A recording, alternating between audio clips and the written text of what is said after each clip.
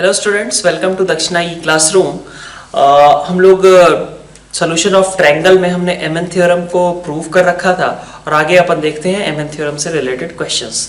ठीक है, तो ये दो क्वेश्चंस हैं आपके पास। ठीक है, तो ट्राई कीजिए पहले क्वेश्चन को। If median AD perpendicular to AB in a triangle prove that tan A plus 2 tan B is equal to 0। ठीक है, ABC ट्रायंगल है जिसमें, ठीक है, ट्रायंगल ABC है जिसमें AD मीडियन का काम कर रहा है और वो मीडियन AD जो है वो परपेंडिकुलर है साइड AB के। ठीक है, और ऐसे में हमें प्रूफ करना है tan A plus 2 tan B is equal to 0। ठीक है, तो ट्राई कीजिए इसे। सबसे पहले तो कई लोगों को इसमें यही दिक्कत हो रही होगी कि ये परपेंडिकुलर कैसे। तो भाई ऐसे है, AD, ठीक है, ABC ट्रायंगल है और इसका मीडियन मैंने खींचा A से पास करने वाला मीडियन, तो ये बीच में 90 डिग्री बन गया। बस यही तो कहा जा रहा है, AD जो है आपका AB साइड के परपेंडिकुलर है। ठीक है, और ऐसे में आप अब प्रूव करिए tan A plus 2 tan B is equal to 0। ठीक है, तो अब देखिए, आप मीडियन बोल दिया गया, मतलब ये वाला रेशियो दे दिया गया कि ये कैसा है, 1:1 है, BD:DC आपका 1:1 है। ये एंगल दिया हुआ है। ठीक है, तो इससे क्लू लगना चाहिए कि हमें एमएन थ्योरम यूज करना पड़ सकता है। ठीक है, तो ये आपके पास 90 डिग्री रहा। ठीक है, ये मान लिया मैंने कि कुछ अल्फा है। ठीक, ये B और एंगल C हो गए, है ना। अच्छा, अल्फा को मैं क्या बोल दूं? अल्फा को मैं बोल सकता हूं क्या, क्योंकि अल्फा कुछ यूज तो करना नहीं है, तो A-90 लिख देता हूं। भाई टोटल A था जिसमें से 90 इधर, तो इधर कितना बचा? A-90 degree. ठीक, A-90 डिग्री। ओके, अब हमें रिलेशन किस में निकालना है? tan A plus 2 tan B। देखते हैं। ठीक है, तो यहां से देखिए आपके पास क्या बनेगा। तो फर्दर आप इस एंगल को कैसे लिख सकते हो? ये वाला एंगल। ठीक है, अब देखो थीटा वगैरह कुछ लाना तो है नहीं, प्रूफ करना नहीं है, तो कैसे स्टार्ट करें? तो अपन इसको कैसे लिख सकते हैं? ठीक है, B और A के टर्म्स में हमें चाहिए। तो आप देखो, ये 90 है, ये B है, तो ये एक्सटीरियर एंगल हो गया कितना? 90 प्लस B। ठीक है, तो ये भी A के टर्म्स में है, ये भी 90 प्लस B है। केवल एमएन थ्योरम अप्लाई करें। ठीक है, इसके रिस्पेक्ट में, क्योंकि अगर आप इधर से जाओगे तो C वगैरह आने लगेंगे तो दिक्कत हो सकती है। मतलब बेस वाले फॉर्म से जाओगे तब तो C वगैरह आने लगेगा, तो अपन सीधा सीधा ये वाले एंगल्स को यूज करने का ट्राई करते हैं। तो फॉर्मूला लगाते हैं। तो फॉर्मूला क्या है? m plus n cot theta is equal to m cot alpha minus n cot beta. ठीक है, तो m प्लस n 1:1 था, तो 2 कॉट थीटा की जगह पे कितना है? 90 प्लस b, और m कॉट अल्फा मतलब 1 cot 90 degree minus 1 cot A minus 90 degree. ठीक है, इतनी। ठीक है, तो ये आपका हो गया -2 tan B is equal to, ये आपका 0, और यहां से आपके पास कितना आ जाएगा? tan A, है ना। ये आपका cot 90 माइनस A होता तो tan A हो जाता, A माइनस 90 है तो माइनस tan A हो जाएगा, लेकिन बाहर एक और माइनस है ना, तो ये tan A हो गया। तो यहां से आपका प्रूव होकर के आ गया कि tan A plus 2 tan B is equal to कितना होना चाहिए? 0 के बराबर। सेकेंड क्वेश्चन देखिए आप, यहाँ पे एंगल C π/3 है और एंगल A 75 डिग्री है और एरियाज का रेशियो दिया हुआ है। ठीक है, तो एक बार डायग्राम बनाते हैं। सबसे पहले डायग्राम आपका किस तरीके का आएगा? ये एंगल A और फिर B और C लिख लिया मैंने। ठीक है, तो अगर ये 75 है, टोटल 75 था, यहाँ पे आपका 60 था, तो इधर कितना बचेगा? 45, है ना। ठीक है, अच्छा, D इसको किसी रेशियो में डिवाइड करता है। ठीक है, तो एरिया ऑफ ट्रायंगल BAD अगर आप देखो, एरिया BAD, तो BAD का एरिया आप क्या लिखोगे? BAD का एरिया आपका कितना आ जाएगा? हाफ BD इंटू हाइट, और सेम हाइट तो भाई इसकी भी है, सेम हाइट तो इस ट्रायंगल की, सॉरी BCD लिख दिया गया है ना, ACD, सॉरी।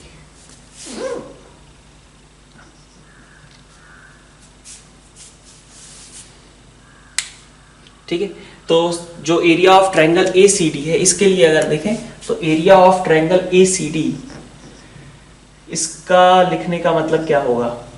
देखो, ये तो आपका हाफ BD इंटू हाइट, ठीक है, ये वाली हाइट, ठीक है। इसी तरीके से ACD, इसका एरिया अगर आप लिखोगे तो कितना आएगा, हाफ इंटू, अब जैसे ये BD बेस था, अब इस ट्रायंगल के लिए अगर हम देखें तो यहाँ पे CD बेस है, तो CD इंटू हाइट तो लेकिन वही है ना, ठीक है क्या।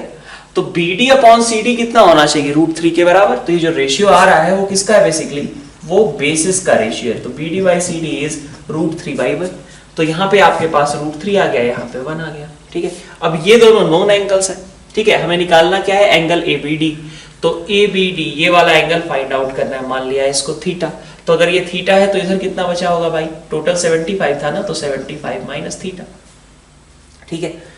तो BD बाई CD आपका √3/1 है, और आपके पास ये टर्म दी हुई है, हमें थीटा निकालना है। टिपिकल क्वेश्चन है मेन थ्योरम का। कौन सा चीज यूज करेंगे, लेकिन ये वाला फॉर्म यूज करें, ठीक है, क्योंकि 45 और 60 भी हैं, और इधर वैसे 7 थीटा हमें निकालना है, ठीक है। यही देखते हैं। तो अगर ये एंगल मैं कहता हूं मान लो फाई है ना, और फाई के बारे में मुझे इंफॉर्मेशन लग जाती है, ठीक है, तो फिर मैं थीटा निकाल लूंगा क्या, तो हाँ निकाल लूंगा। तो इसका मतलब अगर मैं ऐसा करूं, बेस वाला लगाऊं एमएन थ्योरम, बेस एंगल्स वाला, तो कैसे होता है, क्रॉस मल्टीप्लाई होता है।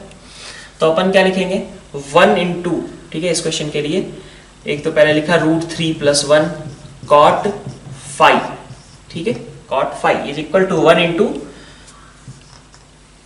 वैसे फाई भी क्या लिखना है, ये 45 है, ये थीटा है, तो ये कितना होगा, 45 प्लस थीटा होगा, लिख सकते हो तुम वैसे, ठीक है, यही लिख लो 45 प्लस थीटा, लिख लिया, ठीक है। तो फाई की जगह भी अपन लिख देते हैं 45 degree plus theta is equal to, देखिए यहाँ क्रॉस होगा, 1 into cot 45, 1 into cot 45 minus कितना आएगा, √3 इंटू कॉट 60, √3 इंटू कॉट 60, ये बन जाएगा, ठीक है। तो अब यहां से देखिए आपका क्या बना, √3 + 1 cot 45 degree plus theta is equal to 1 into cot 45 मतलब 1 माइनस √3 इंटू कॉट 60, कॉट 60 कितना होता है, 1/√3 होता है। तो ये आपके पास 1 माइनस 1, ये आपका 0 आ गया। इसका मतलब क्या हुआ कि cot 45 डिग्री प्लस थीटा आपका कितना है, 0 के बराबर है। और अगर ये 0 है तो 45 प्लस थीटा कितना होना चाहिए, 90, है ना। तो थीटा की वैल्यू कितनी हो जाएगी, 45 डिग्री हो जाएगा यहाँ पे आंसर, ठीक है। तो ये एमएन थ्योरम से रिलेटेड हमारे क्वेश्चंस हो गए। अब अपन कुछ आगे की थ्योरी भी देखते हैं। तो नेक्स्ट टॉपिक है हमारा special centres and their distances, ठीक है। मतलब स्पेशल सेंटर्स मतलब कुछ और नहीं, centroid, circumcentre, incentre, orthocentre, इन्हीं की बात करने वाले हैं, और उनकी साइड्स वगैरह से डिस्टेंसेस, ठीक है, या फिर वर्टेक्स से डिस्टेंसेस, ठीक है। तो सेंट्रॉइड के केस में तो कुछ चीजें हमने ऑलरेडी पढ़ रखी हैं, उन्हीं को वापस से रिवाइज कर लिया एक तरीके से कह लो, ठीक है। जैसे ये है आपका सेंट्रॉइड में, ठीक है, मीडियंस का पॉइंट ऑफ इंटरसेक्शन होता है, ये पॉइंट G हो गया, ये पॉइंट आपका AD, B और C, ठीक है। AD आपको लेंथ ऑफ मीडियन कहलाती थी। तो इसके करस्पॉन्डिंग जो कुछ डिस्टेंसेस हमारे लिए हैं वो क्या है, लेंथ ऑफ मीडियन ही केवल एक इंपॉर्टेंट डिस्टेंस है, ठीक है। तो AD आपका क्या है, AD आपका कितना आता था, √A से अगर मीडियन पास कर रहा था तो 2B² + 2C² - A² अपॉन, ठीक है। और इसके अलावा अगर इसी तरीके से कहिए कि BE अगर आप लिखोगे तो BE क्या हो जाएगा, B will be equal to, B से पास हो रहा है तो बाकी दोनों का twice, 2A² + 2C², B subtraction में और नीचे, ठीक है। तो ये पैटर्न लिख करके हम काम चला सकते हैं मीडियंस के लिए, ठीक है, लेंथ ऑफ मीडियन। और इसके बाद ये तो खैर आपको पता ही दिया गया था, AG की अगर डिस्टेंस देखें तो AG will be equal to 2/3 of AD, है ना, और GD will be equal to 1/3 of median, ठीक है। तो यही हमारे इसमें इंपॉर्टेंट डिस्टेंसेस हैं जो कि हमें लेंथ्स काम में आ सकती हैं, ठीक है। सेंट्रॉइड के बाद अब आगे बढ़ते हैं अपन सर्कम सेंटर पे, ठीक है। मेनली यहाँ पे यूज करना था हमें, ये तो हमें पहले से भी आता था, ठीक है, कोई नई बात नहीं है, बट फिर से कवर कर लिया, ठीक। सर्कम सेंटर देखते हैं। सर्कम सेंटर में देखिए आप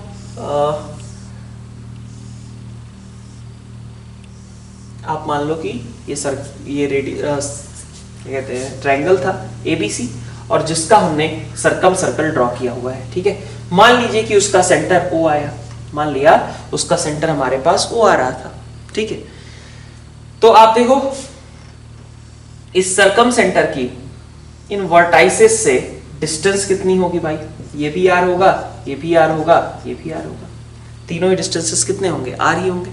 तो इसका मतलब अगर कहा जाए कि इस स्पेशल सेंटर मतलब सरकम सेंटर की डिस्टेंस वर्टाइसिस से कितनी आ रही है, तो कैपिटल आर आ रही है, ठीक है। अब साइड से कितनी आ रही है इसकी बात बचती है। तो साइड से डिस्टेंसेस के लिए आप देखिए, अगर अपन इस पोर्शन को केवल देखें, फिर से बना लिया,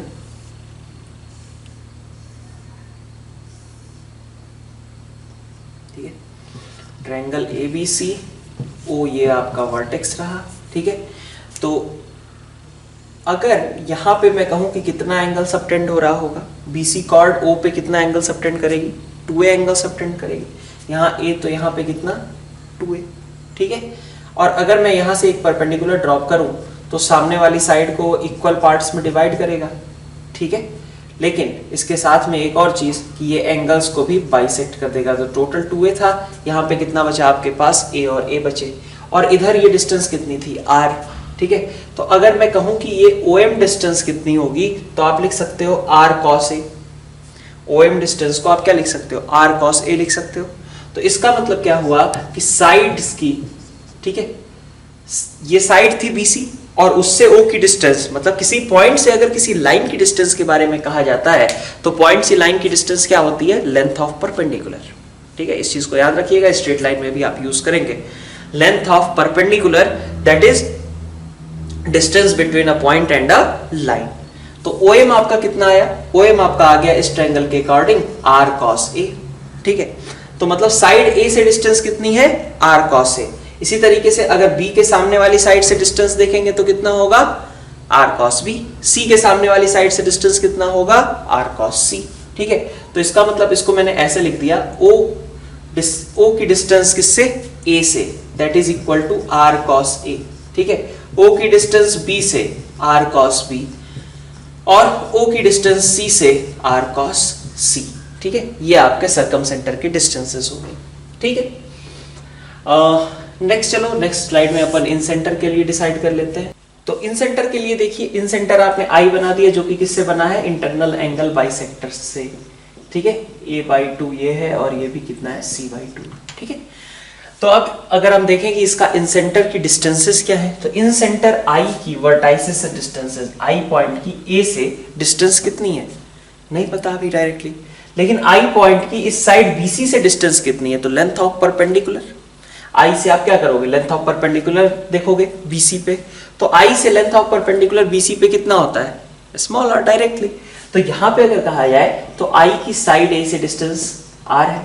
ऑफ कोर्स अगर आप साइड B से डिस्टेंस देखोगे तो वो भी क्या होगी, उसी रेडियस R के बराबर ही होगी ना, ये रेडियस थोड़ी ना बदलता रहेगा, रेडियस तो फिक्स ही रहेगा।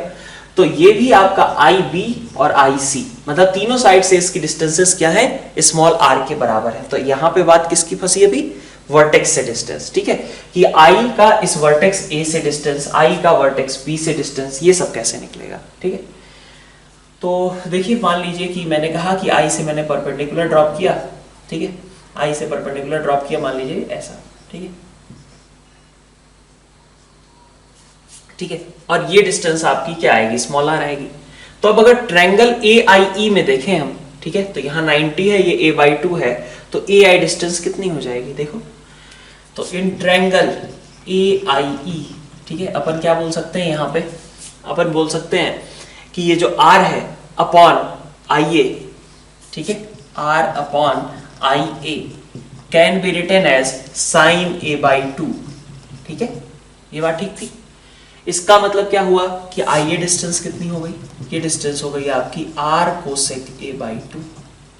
इसी तरीके से B से डिस्टेंस कितनी हो गई, R कोसेक B/2। इसी तरीके से C से डिस्टेंस कितनी हो गई, R कोसेक C/2। ये तीनों आपके डिस्टेंसेस हो जाएंगे इन सेंटर के लिए, ठीक है। तो साइड से डिस्टेंसेस इसकी सिंपल ABC, वर्टेक्स से डिस्टेंसेस उसके लिए R सेक A/2, R cosec A/2, R cosec B/2 और R कोसेक C/2, ये सारे, ठीक है। नेक्स्ट अपन आते हैं ऑर्थो सेंटर पे, ठीक है।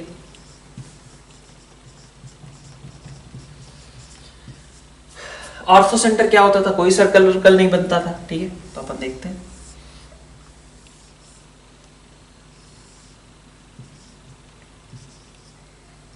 ABC, एक अल्टीट्यूड ड्रॉ किया, इधर एक अल्टीट्यूड ड्रॉ किया और इधर एक अल्टीट्यूड ड्रॉ किया मान लीजिए, ठीक है, और इन सब ने H पे इंटरसेक्ट किया, ठीक है। अब हमें क्या निकालना है, H की साइड से डिस्टेंस, H की वर्टेक्स से डिस्टेंस, ये चीजें हमें निकालनी है। ओके, तो आप देखिए कि अगर मान लीजिए मैं ये डिस्टेंस, या फिर चलो पहले वर्टेक्स से डिस्टेंस के लिए देखते हैं एक बार को, ठीक है। तो कैसे निकाल सकते हैं अपन H का, अगर मान लीजिए A से डिस्टेंस निकालना है आपको, तो ये एक 90 डिग्री आपको दिख रहा है, ठीक है।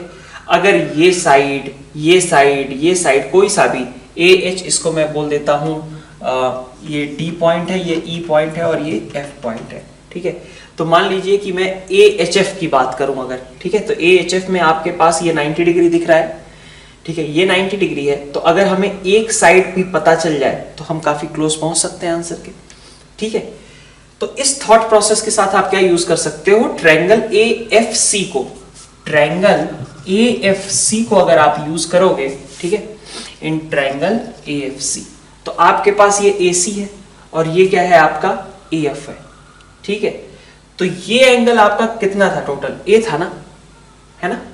तो अगर आप देखें यहां से, ये टोटल एंगल A था, यहां से आप यूज कर लो कि AC बल्कि AF by AC, AF by AC, ये कैसा होगा, AF बाई AC, ठीक है। तो इसको मैं कैसे लिख सकता हूं, इसको मैं लिख सकता हूं क्या, cos A के बराबर AF बाई AC, AF ये पोर्शन है, AC आपका ये पोर्शन है, हाइपोटेनस का काम AC कर रहा है, AF को क्या लिख सकते हैं हम, cos A। तो AF आपका कितना हो जाएगा, AC cos A, ठीक है। अब AC को हमने क्या बोल दिया, AC को अपन B बोलते हैं, तो इसको लिख दिया हमने कि this is equal to B cos A। ये आपकी कौन सी लेंथ हो गई, AF लेंथ हो गई, ठीक है। इतनी बात, AF बना लिया हमने, लेकिन AF का तो काम था नहीं, हमें तो AH की जरूरत थी। तो AH के लिए अगर आप देखें एक बार, तो आपके पास ये वाला एंगल नोन है क्या, तो हाँ, क्योंकि अगर आप यहाँ 90 देखते हो, यहाँ B देखते हो, तो ये एंगल कितना रहा होगा, 90 माइनस B रहा होगा। तो दिस इज 90 माइनस B, ये आपका क्या है, 90 माइनस B है, ठीक है। तो अब ट्रायंगल AFH में आ जाते हैं, ठीक है, ट्रायंगल AFH में, ठीक है, इन ट्रायंगल AFH, इस ट्रायंगल के अंदर अगर हम देखें तो हमारे पास AH डिस्टेंस हमें निकालनी है और वो हाइपोटेनस का काम कर रही है, इस 90 डिग्री के करस्पॉन्डिंग देखें तो हाइपोटेनस का काम कर रही है। तो हमें AF पता था, AF अपॉन AH क्या हो जाएगा, ये AF अपॉन AH, तो AH का ये क्या है, cos 90 माइनस B, ये कितना आ जाएगा, cos 90 माइनस B। तो अब आपके पास AF पता है ना, AF आपका कितना है, B cos A upon AH is equal to कितना, sin B, ठीक है। अब आपको क्या चाहिए, AH चाहिए, तो AH लिखिए, AH इज इक्वल टू कितना आ जाएगा, B cos A upon sin B, ठीक है। और B अपॉन sin B क्या होता है, 2R होता है ना, B को लिख सकते हो ना 2R sin B, तो sin B कैंसिल, बचा क्या, 2R cos A, ठीक है। तो AH की डिस्टेंस कितनी है, 2R cos A है, मतलब जब ऑर्थो सेंटर की हम वर्टेक्स A से डिस्टेंस निकालते थे, that is coming out as 2R cos A। Similarly BH कितना हो जाएगा, सिमिलर टर्म्स में 2R cos B, A से डिस्टेंस निकाल रहे थे तो A, B से निकाल रहे थे तो B, और C से निकालेंगे तो C। तो साइड से डिस्टेंस, सॉरी वर्टेक्स से डिस्टेंसेस हमने निकालनी है, क्या है वो, 2R cos A, 2R cos B, 2R cos A, Fairlie easy, क्योंकि यहाँ पे आप H है, A से डिस्टेंस निकाल रहे हो, 2R cos A, मतलब आसान सा ही पैटर्न है, कोई खास मेहनत नहीं लगनी चाहिए मुझे लगता है याद करने के लिए, ठीक है। अब आते हैं साइड से डिस्टेंसेस पे, ठीक है, ठीक है, साइड से डिस्टेंसेस। तो साइड से डिस्टेंसेस का मतलब क्या हुआ कि आप जैसे HD डिस्टेंस निकालोगे तो वो क्या होगी, साइड A से H की डिस्टेंस, क्योंकि ये लेंथ ऑफ परपेंडिकुलर है। तो HD डिस्टेंस निकालने के लिए अपन क्या करें, तो अपन ये देख सकते हैं क्या कि ये हमारा कितना था, HB 2R cos B था, ये 90 है, अगर ये एंगल निकल जाए तो काम बन गया। तो आप देखो कि यहां तो ये ठीक है आपका C पूरा था, ये आपका 90 था, तो यहां पे कितना बचेगा, 90 माइनस C बचेगा कि नहीं, ये C ये 90, तो यहां बचा क्या, 90 माइनस C। तो HD अगर आपको लिखना है तो एच डी को आप कैसे लिख सकते हैं, H D can be written as H B into sine 90 minus C. ठीक है, एच बी क्या था अभी हमने लिखा 2r cos b, तो this is 2r cos b into cos c। ठीक है, तो ये h की साइड a से डिस्टेंस थी, h की एक तरीके से कहो bc से डिस्टेंस थी कितनी, 2r cos b cos c। bc है तो b और c आएंगे। ठीक है, इसी तरीके से hb का मतलब क्या हुआ, साइड ca से डिस्टेंस, तो साइड ca से डिस्टेंस कितनी होगी, सेम पैटर्न पे cos c cos a, ये भी इजी होना चाहिए। साइड से डिस्टेंस है तो दोनों वर्टेक्स लगेंगे, और वर्टेक्स से डिस्टेंस है तो सिंगल वर्टेक्स लगेगा। सिंपल सी बात यही है, दोनों फॉर्मूले आप यहां से याद कर सकते हो। और एच सी भी अगर कहें तो इसका मतलब side A B, side A B में दो वर्टेक्स तो दोनों वर्टेक्स लिख दे 2r cos a cos b। ठीक है, तो इसको याद करना आपके लिए फेयरली सिंपल होना चाहिए। ठीक है, और ये कुछ हमें डिस्टेंसेस हैं जो कि हमें फ्रीक्वेंटली क्वेश्चंस में यूज करनी पड़ती हैं। ठीक है, तो नेक्स्ट अपन एक और कंसेप्ट देखते हैं, पेडल ट्रायंगल। नेक्स्ट एक और कंसेप्ट देख लेते हैं पहले, लेंथ ऑफ एंगल बाइसेक्टर। ठीक है, ये भी एक लेंथ है जो कि आपको फ्रीक्वेंटली यूज करनी पड़ेगी, एंगल बाइसेक्टर की लेंथ। मतलब जैसे ये ए से हमने एंगल बाइसेक्टर खींचा तो ये एपी जो है इसकी लेंथ आपको फाइंड आउट करनी है। ठीक है, तो कैसे कर सकते हैं, देखिए इसके लिए हमने क्या कहा कि area of triangle ABC, area of triangle ABC can B divided into two parts, that is area of triangle ABP plus area of triangle plus area of triangle APC, ऐसा लिख सकता हूं, है ना। तो ABC का एरिया कितना आएगा जरा देखो, तो ABC का एरिया क्या होगा, हाफ दो साइड्स और इनटू हाफ, ये दो साइड्स हो गई और उनके बीच का एंगल ये होता है ना, तो ये कितना हो जाएगा आपके पास, area of triangle ABC can be written as half B, मतलब आप ये यूज कर लो, मैं लिख ही देता हूं, एक साइड AB यूज कर लो, एक साइड AC यूज कर लो और बीच का एंगल यूज कर लो साइन है। ये एरिया होता है दो साइड्स, मतलब हाफ AB AC साइन है। ठीक है, हाफ AB AC साइन है। कैसे होता है ये चीज, आपको अगर कंफ्यूजन है तो मैं दिखा भी देता हूं एरिया के लिए। देखिए ये ट्रायंगल ABC है, ट्रायंगल ABC में आप हाफ बेस इंटू हाइट तो हर किसी को आता है, तो एरिया क्या लिखा जा सकता है, हाफ बेस इंटू हाइट। ठीक है, हाफ बेस को क्या लिखेंगे, बेस को आप BC लिखेंगे, तो BC मतलब A। ठीक है, और इंटू H को क्या लिखेंगे, तो H मतलब ये वाली लेंथ आप लिखना चाहते हो। ठीक है, ये लेंथ कितनी होगी, तो अपन लिख सकते हैं क्या, AB sine C, sorry AB sine B लिख सकते है कि नहीं है। तो हाइट को लिखा जा सकता है AB साइन B। ठीक है, तो ये क्या बन गया, हाफ AC साइन B। ठीक है, सेम चीज को आप कन्वर्ट करके अब तो लिख ही सकते हो ना, हाफ AB साइन C। ठीक है, ये तो पता ही है, कन्वर्ट करके लिखा है, C साइन B को B साइन C लिख सकते हैं।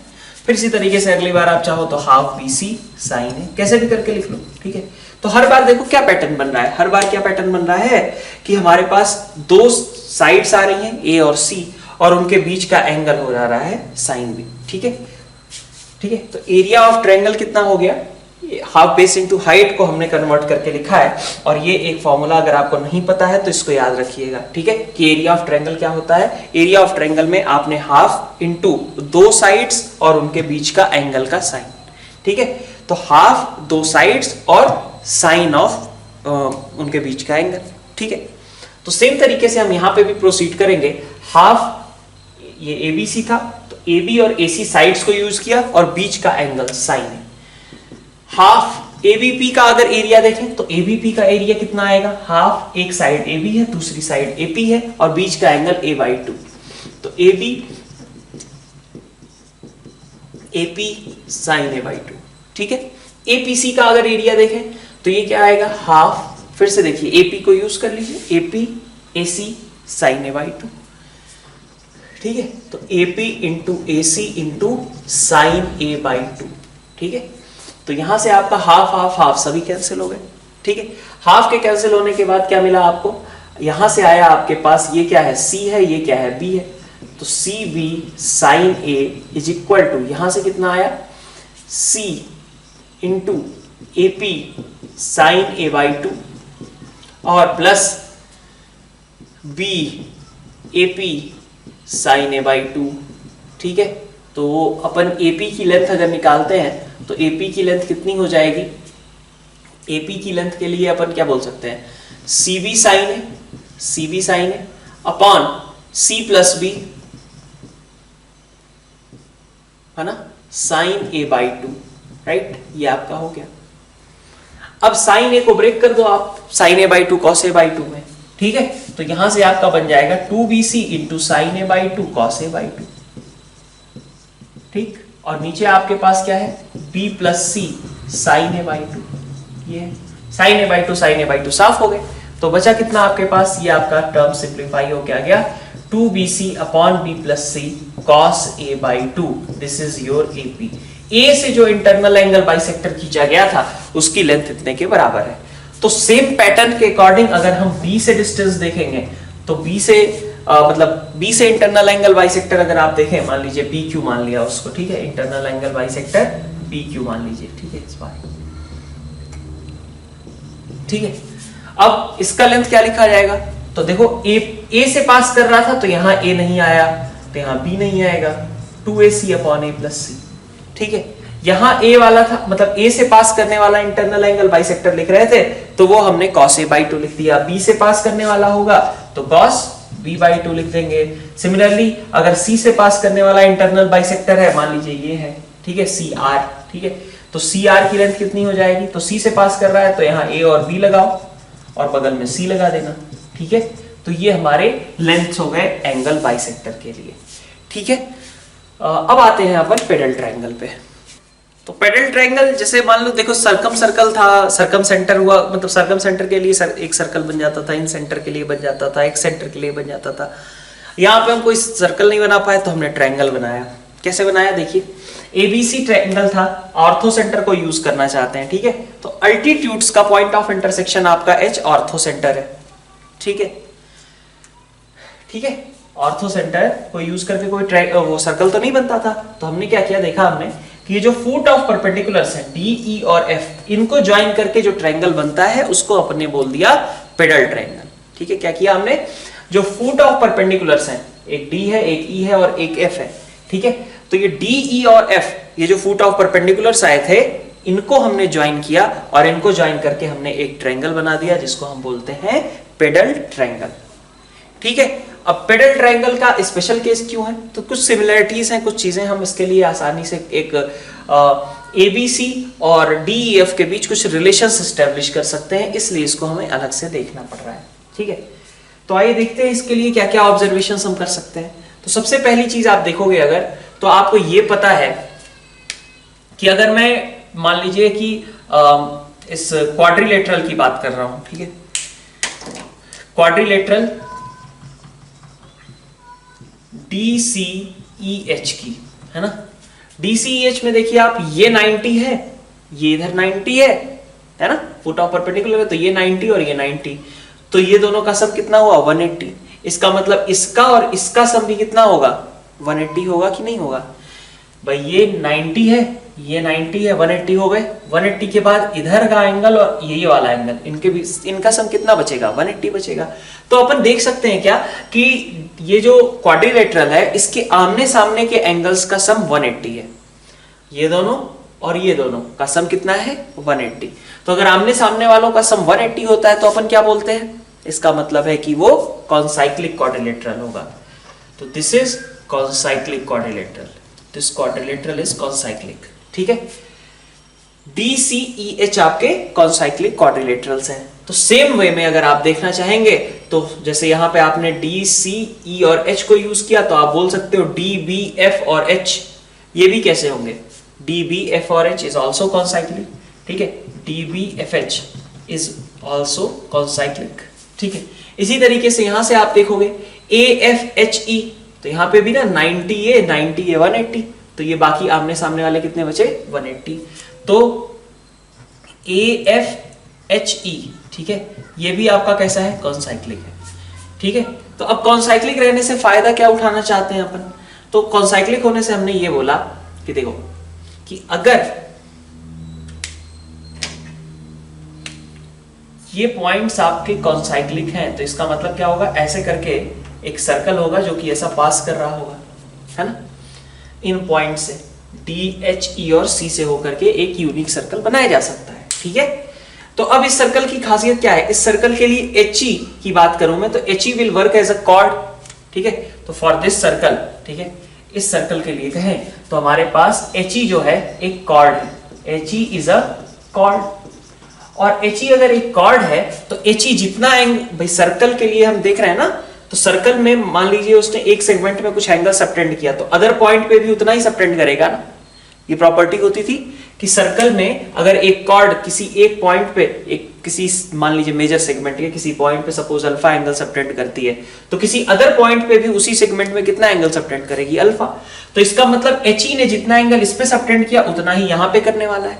ठीक है, तो मैं ये कह सकता हूं कि angle H C E will be equal to angle H D E, बोल सकता हूं H C E is equal to H D E.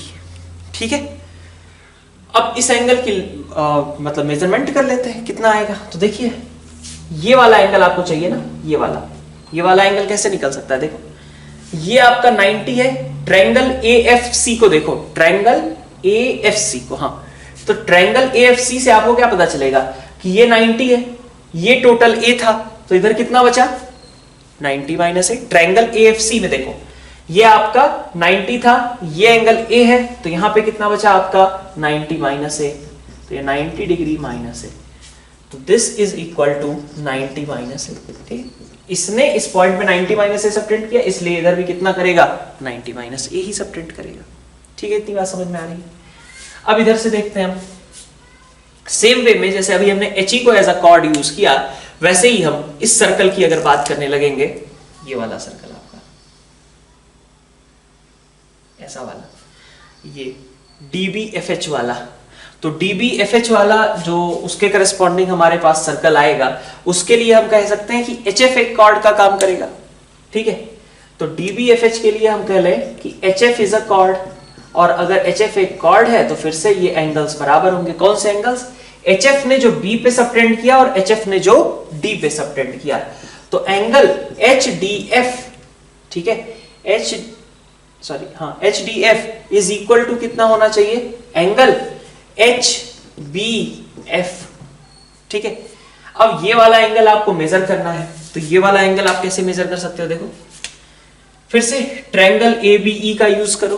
Triangle ABE का यूज करोगे तो आपको क्या पता चलेगा कि यहां ये 90 है, ये पूरा A था तो इधर कितना बचा 90 माइनस ए, तो ये वाला एंगल भी कितना है आपका 90 डिग्री माइनस ए।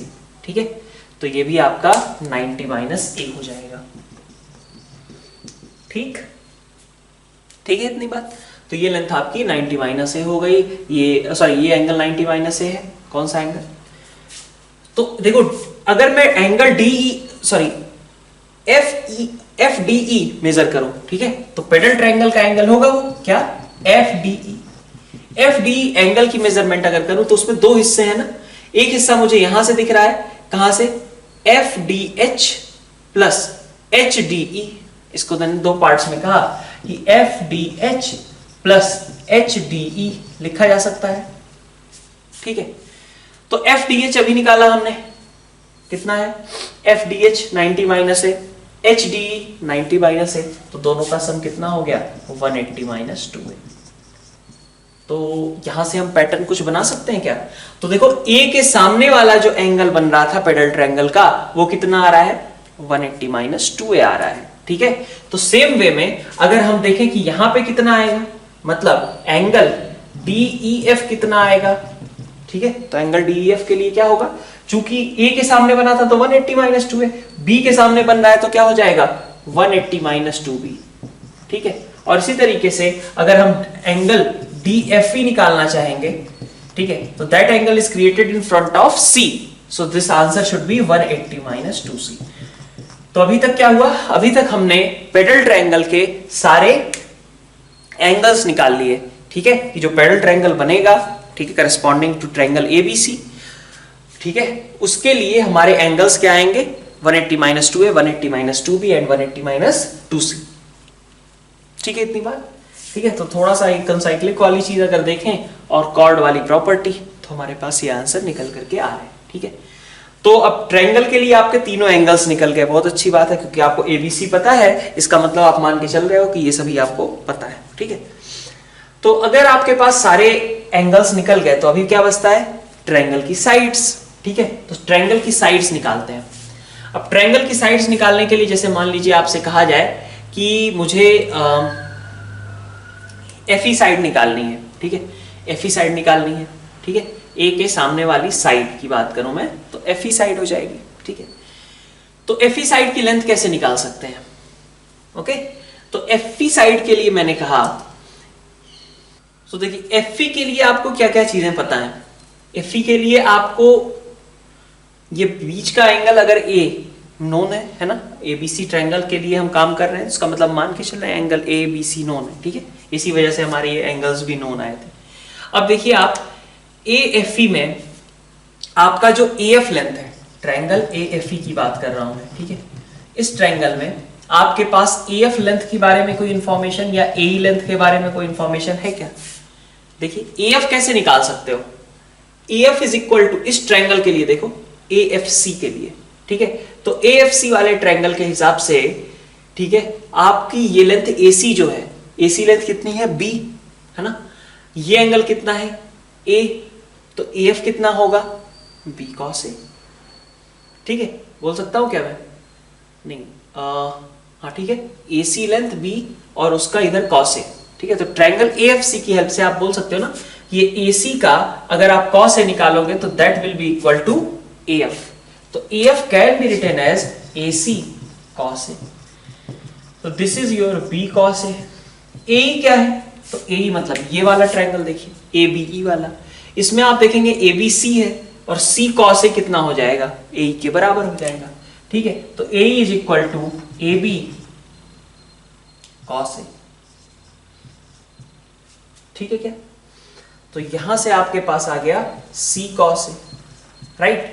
तो ए और एफ आ गए, बीच का एंगल आपका कॉस ए है, तो एफ ई निकालना है आपको।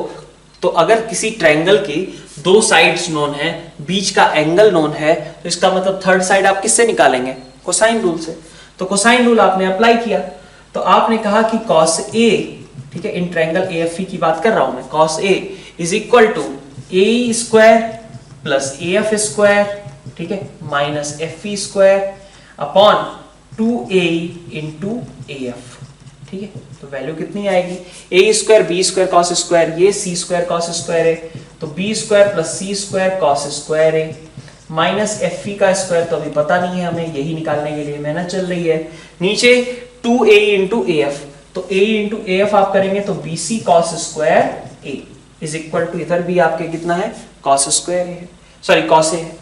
तो अब आपको एफ ई निकालना था, क्रॉस मल्टीप्लाई कर दीजिए। तो क्रॉस मल्टीप्लाई किया आपने तो क्या बनेगा कि F E square is equal to, है ना, B square plus C square cos square A, ठीक है, माइनस 2bc कॉस क्यूब ए। ठीक है, अब यहां से आप देखो कॉस स्क्वायर ए आपका कॉमन हो जाएगा, कॉस स्क्वायर ए आपका कॉमन हो गया, बचा क्या, B square plus C square minus 2bc cos A.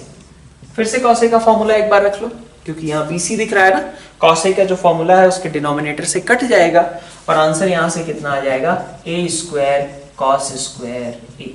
ठीक है, तो एफ ई स्क्वायर आपका कितना है, ए स्क्वायर कॉस स्क्वायर ए के बराबर है। इसका मतलब एंगल्स तो हमने निकाल लिए थे, अब हमें साइड्स भी पता चल गई, और वो साइड्स क्या है, तो यहीं पे लिख लेता हूं मैं, एफ ई जो कि ए के सामने बनी थी साइड, ये साइड किसके सामने थी, ए के सामने, ए के सामने का एंगल क्या था 180 माइनस 2, ए के सामने की साइड की लेंथ कितनी आई, ए कॉस ए, तो ये आपका ए कॉस ए है।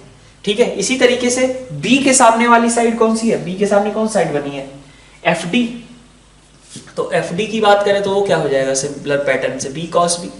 और इसी तरीके से सी के सामने की साइड क्या बनी है, डी, तो डी की वैल्यू कितनी हो जाएगी, सी कॉस सी। ठीक है, तो हमारे पास तीनों एंगल्स आ गए ट्रायंगल के और तीनों साइड्स आ गई, ये आपको याद रखनी है। ठीक है, ये आपको याद रखनी है कि पेडल ट्रायंगल के लिए सारे एंगल्स क्या होते हैं और सारी साइड्स क्या आती हैं। ठीक है, इतनी बात अब एक और चीज अपन ऑब्जर्व करते हैं, सरकम रेडियस भी देख लेते हैं। सरकम रेडियस के लिए भी आपको कुछ चीजें देखनी पड़ेंगी, ठीक है। सरकम रेडियस ऑफ पेडल ट्रायंगल, ठीक है, इस पेडल ट्रायंगल के लिए सरकम रेडियस। तो देखिए a अपॉन साइन ए क्या होता है, 2r देता है पेडल ट्रायंगल के लिए। a अपॉन साइन ए कितना आता है, 2r आता है, ठीक है। तो अपन बोल सकते हैं कि a upon 2 sine A is equal to r, ठीक है। ये होता है फॉर्मूला नॉर्मल एबीसी ट्रायंगल के लिए। पेडल ट्रायंगल के लिए मैं क्या सिमिलर पैटर्न पे क्या बोलूंगा, पेडल ट्रायंगल क्या है, डीईएफ है। तो डीईएफ में मैं बोल सकता हूं ना कि r क्या कहलाएगा, r कहलाएगा आपका, मतलब अगर मैं पेडल ट्रायंगल के r को, ठीक है, r डैश से रिप्रेजेंट करूं, that is सरकम radius of pedal triangle, ठीक है। तो सरकम रेडियस ऑफ पेडल ट्रायंगल के लिए क्या आएगा, एफई, ठीक है, एक साइड और उसके सामने वाले एंगल का साइन का ट्वाइस। तो एफई के सामने वाला एंगल कितना है, डी है, ठीक है, और उसका ट्वाइस आपको चाहिए, यही होगा ना एफई, ठीक है। ए अपॉन 2 साइन ए आर है, तो उसके करस्पॉन्डिंग आप लिख सकते हो क्या कि ट्रायंगल के लिए एफई अपॉन 2 साइन डी आपका क्या हो जाएगा, एफई अपॉन 2 साइन डी, ये आपका आर डैश का काम करेगा। भाई ट्रायंगल एबीसी था, ट्रायंगल एबीसी में आप क्या कर रहे थे, बीसी साइड लेते थे अपॉन 2 साइन ए, ठीक है। तो उसी तरीके से आप यहां पे क्या ले रहे हो, यहां पे आप एफई साइड ले रहे हो अपॉन 2 साइन डी, ठीक है।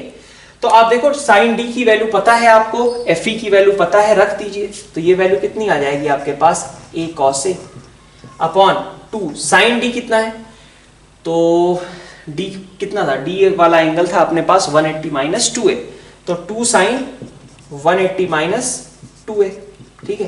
तो ये आपका सिंप्लीफाई होगा, यहां से साइन 2a आ गया, ठीक है, साइन 2a को 2 साइन ए कॉस ए लिख दो, ठीक है। तो आप देखो कितना बचेगा, a upon 2 sine A is equal to R, A cos A, तो ये वैल्यू कितनी बच जाएगी, a अपॉन 2 साइन ए बच जाएगी कि नहीं बच जाएगी, ठीक है। तो एक्चुअल जो ट्रायंगल था उसका रेडियस सॉरी 4 आएगा ना, हाँ, साइन 2a, साइन 2a का 2 साइन ए कॉस ए आएगा ना, तो 4 साइन ए बचा रह जाएगा, ठीक है। तो आपके पास देखो एक्चुअल ट्रायंगल जो था उसका जो रेडियस था और जो पेडल ट्रायंगल का रेडियस आया, सीधा क्या कह सकते हैं हम, इसका हाफ है। तो आर डैश आपका कितना आया है, पेडल ट्रायंगल का जो रेडियस आया है that is equal to actual triangle का बाई 2, ठीक है। तो पेडल ट्रायंगल का रेडियस इज एक्चुअल ट्रायंगल का रेडियस बाई 2, ये आपका आंसर हो जाएगा यहाँ circum radius of pedal triangle के लिए, ठीक है। ठीक है, तो क्या क्या चीजें यहाँ याद रखी हमने, एक हमने याद रखा कि सारे एंगल्स कैसे होते हैं, सारे एंगल्स होते हैं ए के सामने जो बना होगा ट्रायंगल का एंगल वो होगा 180 माइनस 2 है, बी के सामने 180 माइनस 2 भी, सिमिलरली सी के सामने 180 माइनस 2 सी। ए के सामने जो साइड बनी होगी ए कॉस है, बी के सामने की साइड बी कॉस बी, सी के सामने की साइड सी कॉस सी। और उसके अलावा जो सरकम रेडियस होगा वो सरकम रेडियस पहले जो ओरिजिनल ट्रायंगल का सरकम रेडियस है उसका सीधा हाफ हो जाएगा, ठीक है। ये आपका पेडल ट्रायंगल से रिलेटेड चीजें हो गई। एक और कंसेप्ट है इसका पेडल ट्रायंगल का, ठीक है। ये एक चीज आप ऑब्जर्व इसमें कर सकते हो कि आपके पास HCE और HDE दोनों कितने आ रहे थे, 90 माइनस ए आ रहे थे, ठीक है। HCE सॉरी HDE और HBF, हाँ HDE ये वाला एंगल की बात करूं मैं, और इसी तरीके से HBF जो था वो HDF के बराबर था। ये दोनों एंगल्स आपके बराबर आ रहे थे ना, कितने थे ये 90 माइनस ए थे, है कि नहीं, ये दोनों कितने थे 90 माइनस ए थे। तो सिमिलरली यहां पे आप कह सकते हैं कि ये एंगल कितना रहा होगा 90 माइनस बी, ये एंगल कितना रहा होगा 90 माइनस बी। सेम वे में सी के सामने यहां 90 माइनस सी, यहां 90 माइनस सी। तो अपन ये भी एक पॉइंट ऑब्जर्व कर सकते हैं, और ये स्ट्रेट लाइन के पॉइंट ऑफ व्यू से बड़ा इंपॉर्टेंट हो जाता है। क्या है वो, आप देख सकते हो कि ट्रायंगल अगर मैं एबीसी को भूल जाऊं, ठीक है, तो एबीसी को भूल गए, डीईएफ पे केवल फोकस किया, तो डीईएफ में एच वाला पॉइंट किसका काम कर रहा है, डीईएफ के लिए एच वाला पॉइंट किसका काम कर रहा है, एंगल बाइसेक्टर्स का पॉइंट ऑफ इंटरसेक्शन है ना। ये देखो ये वाला एंगल बराबर है, मतलब ये जो लाइन EH खींची जा रही है वो इस एंगल को बाइसेक्ट कर रही है। सिमिलरली DH इस एंगल को बाइसेक्ट कर रहा है, FH इस एंगल को बाइसेक्ट कर रहा है, ठीक है। इसका मतलब H is point of intersection of angular bisectors, और उनको क्या बोलते हैं हम? इन सेंटर बोलते हैं। तो जो पेडल ट्रायंगल का इन सेंटर है, पेडल ट्रायंगल का इन सेंटर है, वो एक्चुअल ट्रायंगल का ऑर्थो सेंटर है। क्या बात कही हमने? जो पेडल ट्रायंगल का इन सेंटर है वो एक्चुअल ट्रायंगल का ऑर्थो सेंटर है, ठीक है। ये बात आपको स्ट्रेट लाइन में अच्छे क्वेश्चंस, मतलब बहुत अच्छे अच्छे इस पे सवाल बन जाते हैं, तो इस पॉइंट को भी आप नोट डाउन कर लीजिए, ठीक है। मैं बोल रहा हूं, आप लिख लो एक बार, क्या है वो? Incentre of pedal triangle, ठीक है, incentre of pedal triangle is orthocentre of actual triangle, ठीक है। तो 4 पॉइंट्स आपके पास याद करने के हो गए इससे, साइड की लेंथ, एंगल्स और सर्कम रेडियस का रिलेशन, और सबसे इंपॉर्टेंट चीज एक और क्या, कि इन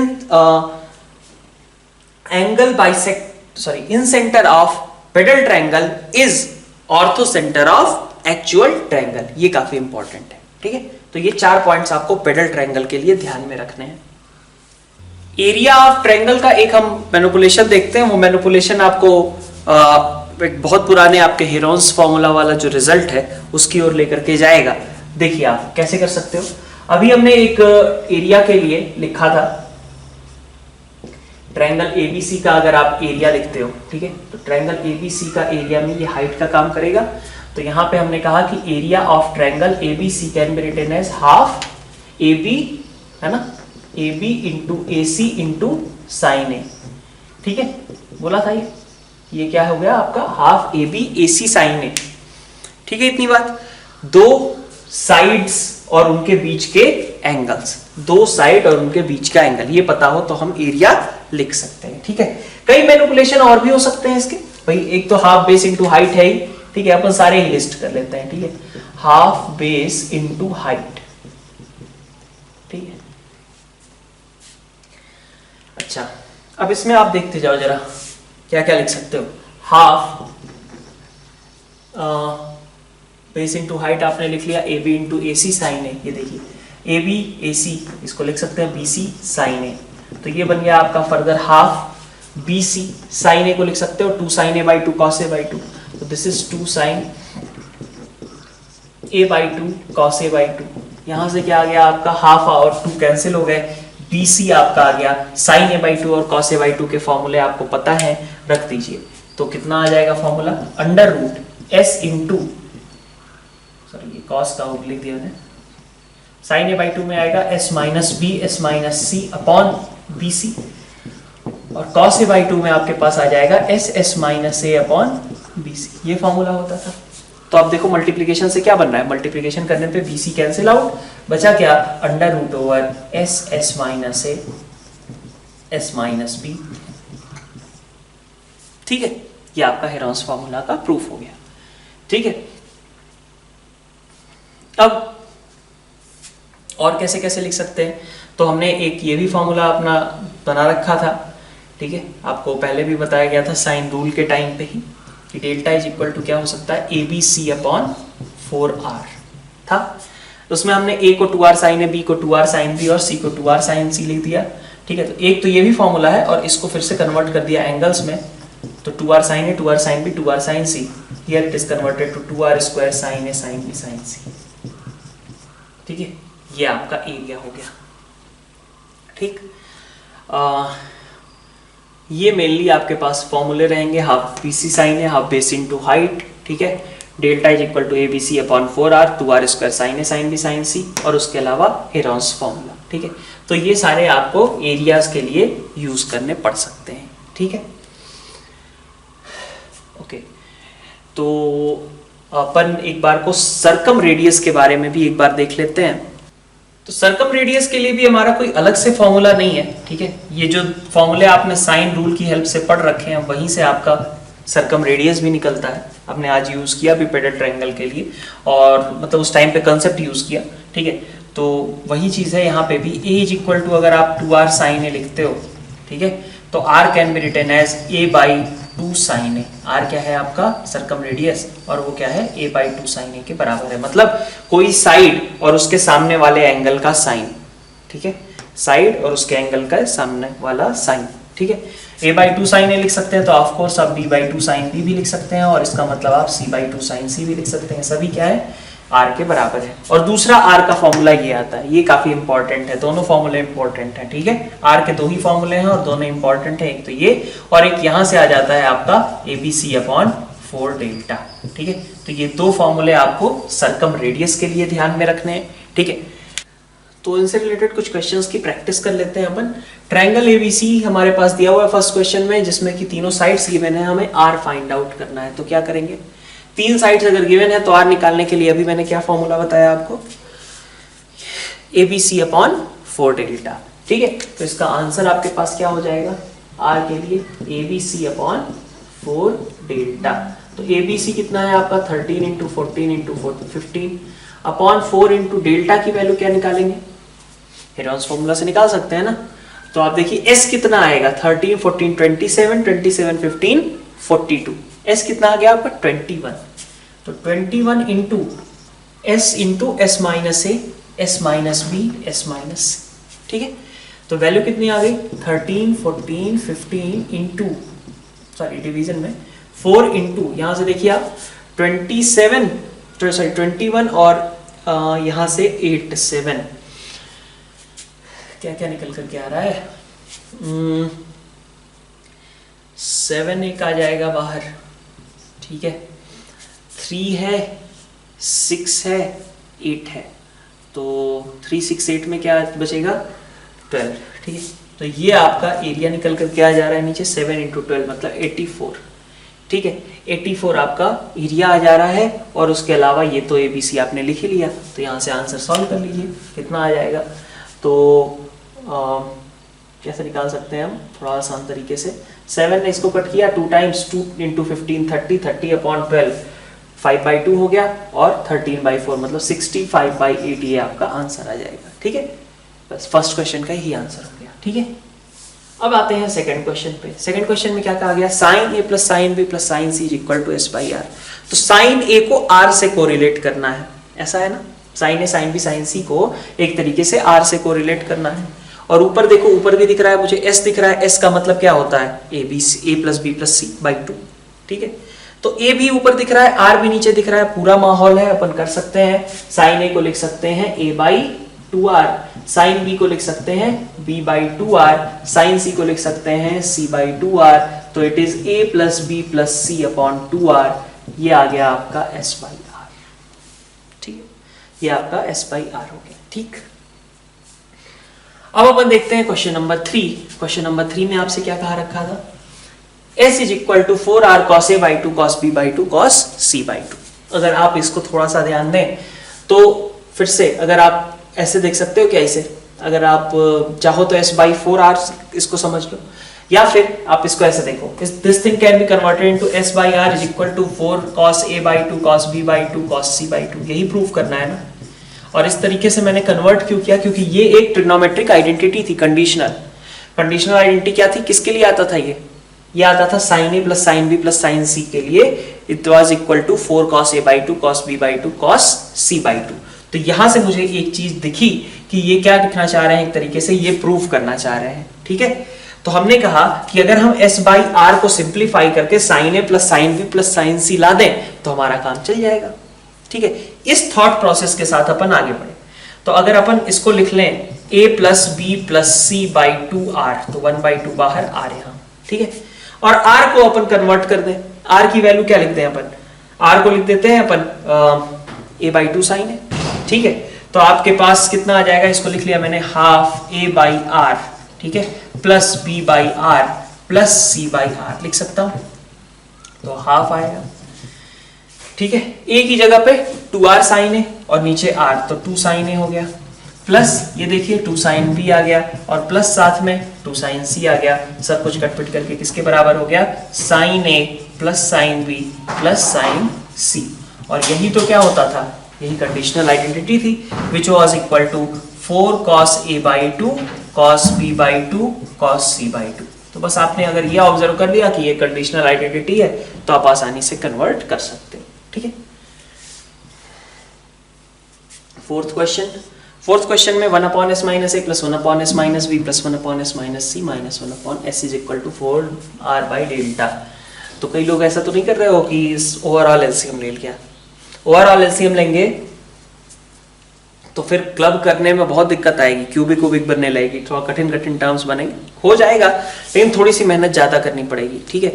तो ऐसे केसेस में फिर से अपन थोड़ा सा कंपैरेटिवली बेटर तरीके से अप्रोच कर सकते हैं। जैसे देखिए, अगर आप 1 अपॉन एस माइनस ए और 1 अपॉन एस माइनस बी को केवल एक साथ लेते हो, ठीक है, और दूसरे ब्रैकेट में एक तरीके से आपने डाल दिया 1 upon S minus C minus 1 upon S, ठीक है, तो यहां से आपका कितना आएगा sum 2s minus A minus B upon S minus A into S minus B plus यहां से s माइनस सी, ठीक है, s minus C upon s into S minus सी।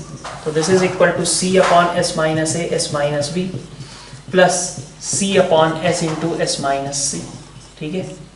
c आपका कॉमन, अगर c आपने कॉमन निकाल लिया तो अब देखिए थोड़ा सा कंपैरेटिवली इजी है, 1 upon S minus A S minus B, ठीक है। इसी क्वेश्चन के लिए ना इस तरीके की और भी चीजें दिखाई दे तो वहां पे भी आप ऐसी क्लबिंग करना प्रिफर करना, ठीक है। तो अब आप देखो, इसको आपने एलसीएम लिया तो इसका एलसीएम तो खैर क्या आएगा, डेल्टा स्क्वायर आएगा, सिंपल सी बात है, s into S minus A S minus B S minus C delta square. तो बचा आपके पास क्या, ऊपर बचा s into S minus C plus s minus A into S minus B, तो c upon delta square into, यहां से आप एक्सपेंड करो तो क्या आएगा, देखो s square minus S C plus s square minus A S minus B S plus A B, ये बन जाएगा, ठीक है। तो आप देखिए वैल्यू कितनी आएगी, देखिए यहां से c upon delta square into s square 2s square हो गए, ठीक है, माइनस s अगर कॉमन लूं इन तीनों में से, ठीक है, तो क्या बचेगा a प्लस बी प्लस सी, जो कि क्या है 2s है, ठीक है। और क्या बचा आपके पास, a b बचा हुआ है ना। तो आप देखो ये 2s स्क्वायर, ये भी क्या लिखा हुआ है s इंटू 2s, तो ये सब कट गए, बचा क्या abc upon delta square. So this whole thing is converted into abc upon delta square, जो कि क्या है 4r बाई डेल्टा के बराबर है, ठीक है। तो इस 4 into abc upon 4 delta upon delta, यही लिखा हुआ है ना, तो ये आपका इस तरीके से 4r बाई डेल्टा के बराबर प्रूफ हो गया, ठीक है। तो इस तरीके से क्लब करना भी कई बार ऑब्जर्व करना, इससे चीजें थोड़ी इजी हो जाएंगी। तो नेक्स्ट देखिए, आपके पास ये दो लास्ट क्वेश्चंस हैं आज के लेक्चर के, ठीक है, आप सॉल्व कीजिए इन्हें। ट्रायंगल एबीसी है, एबीसी में आपके पास साइड्स दी हुई है, जी सेंट्रॉइड है ट्रायंगल का और हमें रेडियस फाइंड आउट करना है। तो देखते हैं, रेडियस मतलब circum radius, G A B का ध्यान रहे, ठीक है। तो अपन देखें फर्स्ट क्वेश्चन में, तो आप ट्राई करो पहले खुद से, है ना।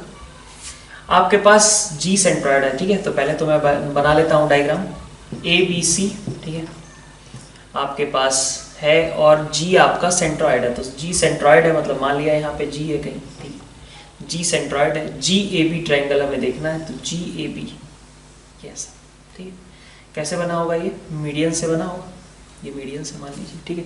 तो जी ए बी ट्रायंगल के बारे में हमें बात करनी है, जी ए बी ट्रायंगल का आपको सर्कम रेडियस फाइंड आउट करना है। तो जी ए बी ट्रायंगल का अगर सर्कम रेडियस फाइंड आउट करना है तो एंगल्स तो पता नहीं है हमें, है ना, एंगल्स निकालना मतलब ये सब फाइंड आउट करना वो तो दिक्कत हो जाएगी। तो हमारे पास क्या है, हमारे पास है कि हम देखिए, मतलब दो फॉर्मूले थे ना सर्कम रेडियस के, एक फॉर्मूला था आपका a/2 sin a, a/2 sin a के लिए आपको क्या चाहिए होगा, दिस साइड अपॉन ये एंगल, है ना, या फिर ये साइड अपॉन ये एंगल, ये साइड अपॉन ये एंगल आपको कोई भी नहीं पता है, ठीक है, तो फालतू में उसमें फेर में पढ़ने की जरूरत नहीं है।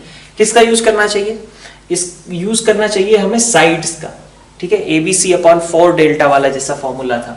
मतलब अगर इसका आप R लिखना चाहो तो R should be equal to क्या होगा, तीनों साइड्स का प्रोडक्ट, तो GA into GB into AB और अपॉन 4 times of area triangle GAB। तो आप कहोगे साइड्स कहाँ पता है, तो साइड्स तो पता है ना भाई, GA लेंथ क्या है, GA लेंथ आपकी मीडियन की 2/3 है, ठीक है। तो ये क्या है आपका GA को हम बोल सकते हैं 2/3 ऑफ अंडर रूट, ठीक है। A वाली मीडियन है ना, तो 2b square plus 2c square minus a square, ठीक है। ये क्या आ गया, GA लेंथ आ गई। GB लेंथ, तो GB लेंथ क्या है, बी वाली मीडियन का 2/3 है, तो बी वाली मीडियन का 2/3 लिख दीजिए। बी वाली मीडियन मतलब 2a² लगाओगे, 2c² लगाओगे, माइनस b² लगाओगे, ठीक है, सिंपल। और इनटू AB लेंथ कितनी है आपकी, AB लेंथ आपकी C। डिवीजन में आपके पास क्या आ जाएगा 4। अच्छा, एरिया कितना होता है, तो पहले लेक्चर में बताया गया था कि ये जो आपका सेंट्रॉइड है वो तीनों को इक्वल पार्ट्स में डिवाइड करता है, तो मतलब एरिया ऑफ ट्रायंगल GAB कितना होगा 1/3 of area of triangle ABC, ठीक है। बड़े वाले ट्रायंगल का 1/3 होगा, सिंपली डायरेक्टली लिख सकते हैं। तो अब आपके पास सारी चीजें न्यूमरेटर की नोन है, आप वैल्यू पुट कर दीजिए, ठीक है। और एरिया ऑफ ट्रायंगल तो आपको पता ही है, ठीक है। तो यहां से आपका रेडियस ऑफ GAB मतलब सर्कम रेडियस ऑफ GAB आपको फाइंड आउट हो जाएगा, ठीक है, ठीक है, इतनी बात, ठीक है। तो आप वैल्यू पुट कर लेना, वैल्यू पुटिंग नहीं कर रहा मैं, वो आप डायरेक्टली देख लेना, ठीक है। सेकंड क्वेश्चन पे आते हैं। सेकंड क्वेश्चन क्या कह रहा है, सेकंड क्वेश्चन में आपके पास कहा जा रहा है कि राइट एंगल ट्रायंगल है जिसमें lengths of median drawn from acute angles दिए हुए हैं और लेंथ ऑफ हाइपोटेनस आपको फाइंड आउट करना है, ठीक है। देखिए ये आपका मान लीजिए ए पे आपका राइट एंगल है, बी और सी यहाँ पे हैं। एक्यूट एंगल से जो मीडियन ड्रॉ हो रहे हैं, मतलब एक एक्यूट एंगल ये, ठीक है, और दूसरा एक्यूट एंगल ये, उनकी लेंथ दे रखी है, ठीक है। मतलब बी वाला, मतलब इस डायग्राम के हिसाब से बी वाला मीडियन और ए वाला सी वाली मीडियन दोनों की लेंथ दे रखी है, और क्या दे रखा है, राइट एंगल है और हमें हाइपोटेनस निकालना है, ठीक है। तो अगर मैं कहूं मुझे एक तरीके से यहाँ पे साइड ए की रिक्वायरमेंट है, साइड ए मुझसे पूछा जा रहा है कि हाइपोटेनस की लेंथ निकाल दो, तो मेरे पास रिलेशंस क्या क्या है। एक तो मुझे पता है कि भाई b² + c² क्या होगा, a² के बराबर होगा, ठीक है, साइड बी है ना और साइड सी, ठीक है। तो b² + c² a² के बराबर होगा, ये मुझे पता है क्योंकि ट्रायंगल कैसा था आपका, राइट एंगल था, ठीक है। अब और क्या क्या इंफॉर्मेशन चाहिए, तो b के थ्रू लेंथ कितनी होती है 1/2 √2a² + 2c² - b² is equal to कितना है √156, ठीक है। ये आ रहा है b के थ्रू। और एक बार c के थ्रू मान लीजिए, तो c के थ्रू आपके पास आ जाएगा 2b² + 2c² नहीं 2a² - c² is equal to कितना √89, है ना। अब इसको थोड़ा सिंप्लीफाई कर लेते हैं, तो यहां से आप देखो 2 अंडर रूट के अंदर 4 बन के मल्टीप्लाई होगा, फिर हम दोनों साइड अंडर रूट हटा लें, तो बना क्या हमारे पास 2a² + 2c² - b² is equal to 624, है ना। फिर इसी तरीके से यहाँ पे आपका 2a² + 2b² - c² is equal to 356, ठीक है। और एक रिलेशन आपको पहले से पता था कि b² + c² is equal to a²। इन तीनों रिलेशन से आपको क्या निकालना है, a फाइंड आउट करना है। तो देखिए कैसे फाइंड आउट कर सकते हैं अपन, देखिए यहाँ पे ये आपका 4a, अगर सम कर देते हो तो 4a² प्लस, ठीक है, यहाँ से कितना आएगा 2b - b b² और प्लस 2c - c, ठीक है, इज इक्वल टू 980, है ना। इसका मतलब b² + c² को अगर a² में रख दूं तो I will get 5a² is equal to 980, a² is equal to 196 और a की वैल्यू कितनी हो जाएगी आपकी 14 के बराबर हो जाएगी। यही आपका करेक्ट आंसर है, ठीक है, ठीक है। तो यहाँ पे हम आज का लेक्चर अपना एंड करते हैं। नेक्स्ट लेक्चर में अभी बचे रह गए हैं क्या, इन रेडियस और एक्स रेडियस, ठीक है, उनका डिस्कशन करेंगे, उनसे रिलेटेड क्वेश्चंस करेंगे और शायद हो सकता है कि कुछ क्वेश्चंस हम प्रैक्टिसिंग भी हल्की फुल्की स्टार्ट कर दें।